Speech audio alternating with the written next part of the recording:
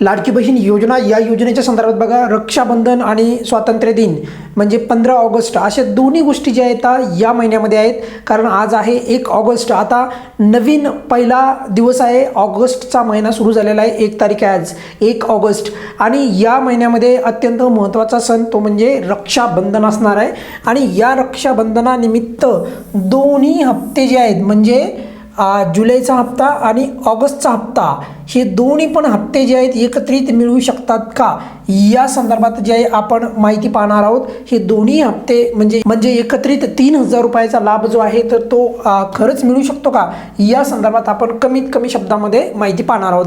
बघा, 2 हप्ते सरकार अचानक देतं का, तर त्याचं उत्तर आहे हो, देतं. कारण अशा पूर्वी पण झालं, मागं पण मार्च एप्रिलचा जो हप्ता वितरित झाला होता तर तो देखील 2 हप्ते जे आहे एकत्रित मिळाले होते.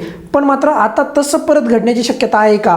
आता सध्याचा जर आपण या गोष्टींचा जर विचार केला तर सर्वात महत्त्वाचं म्हणजे 2 हप्ते का मिळू शकतात, त्याचं कारण काय बघा. एक तर आहे 15 ऑगस्ट स्वातंत्र्य दिन यायला आहे, 15 तारखेला. 28 ऑगस्टला येणार आहे रक्षाबंधन. आणि जे मानधन वाढ आहे तर ती वाढ झालेली नाही, त्यामुळे लाडक्या बहिणींना खुश करण्याचा प्रयत्न केला जाऊ शकतो. पण तुम्ही म्हणाल की मग यावेळेस खरंच 3000 रुपये मिळू शकतील का, तर त्याचं मी एकदम तुम्हाला लॉजिकसहित सांगतो की किती ती शक्यता आहे, आपल्याला तसं घडू शकतं का. पहिलं तर लक्षात ठेवा, 2 तारखांमध्ये जवळपास 15 दिवसाचा गॅप आहे.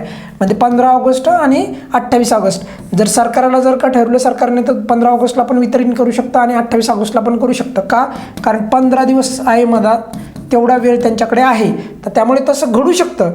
पण 28 ऑगस्टला जे आहे दुसरा महिना पण संपत आहे.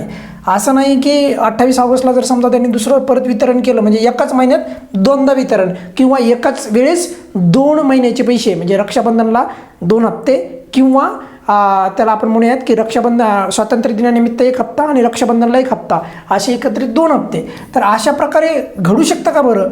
तर या संदर्भात बघा, आपल्याला सर्वात महत्त्वाची जी गोष्ट समजून घ्यायची की ती म्हणजे सध्याची परिस्थितीचा विचार करावा लागेल. कारण की सध्याची परिस्थिती काय आहे तुम्हाला माहिती आहे. नमोच्या संदर्भात पण कशी अपडेट येत आहे, सध्या निगेटिव्ह अपडेट येत आहे.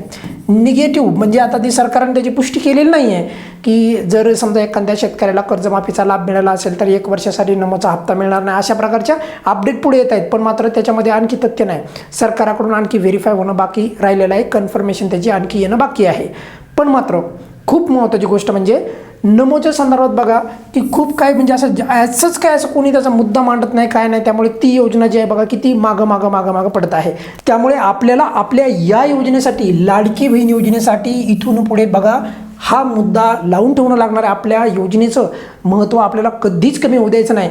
महत्त्व कमी झालं की ते लगेच सरकारला कळतं आणि मग हळूहळू त्याला कात्री लागते. आता मधल्या टायमामध्ये पाहणं तुम्ही पाहिलं असेल की कोणीच नव्हतं योजनेच्या संदर्भात जे आहे म्हणजे समजा अपात्र केलं त्यांच्याबद्दल बोलायला, तर त्यांनी अपात्र करून टाकलं, बरोबर. तर तसंच जे आहे लाडकी बहीण योजना जर आपल्याला अविरत चालवायची असेल तर आपल्याला तो मुद्दा त्या म्हणजे या योजनेचं महत्त्व कमी होऊ द्यायला नाही पाहिजे. तर हे झालं कोणाच्या संदर्भात, नमोच्या संदर्भात. पण तरी पण अजून अपडेट येणं बाकी आहे. आणि त्यामुळे मी सांगतो की सध्याच्या परिस्थितीचा विचार करता सध्या राज्य सरकारवर जे आहे आर्थिक जे आहे बघा, आर्थिक ताण येत आहे. कशाचा की वेगवेगळ्या योजना, त्यानंतर कर्जमाफी, त्याच्यानंतर वेगवेगळ्या खूप साऱ्या अशा योजना आहेत.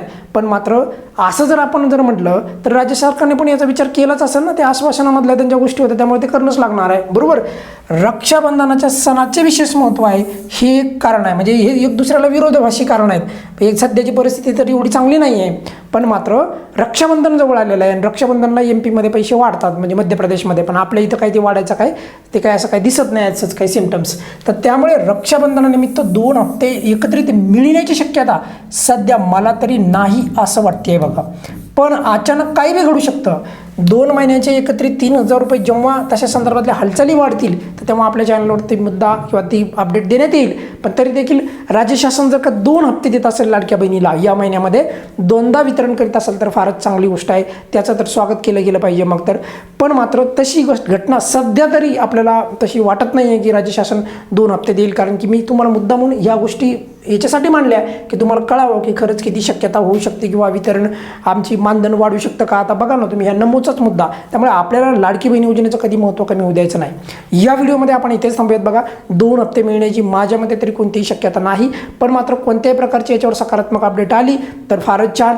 त्या संदर्भात नक्की आपल्या चॅनलवर अपडेट देण्यात येईल. या व्हिडिओमध्ये आपण इथेच थांबूयात. काही अडचण असेल तर नेहमीप्रमाणे कमेंट्समध्ये विचारू शकता. धन्यवाद.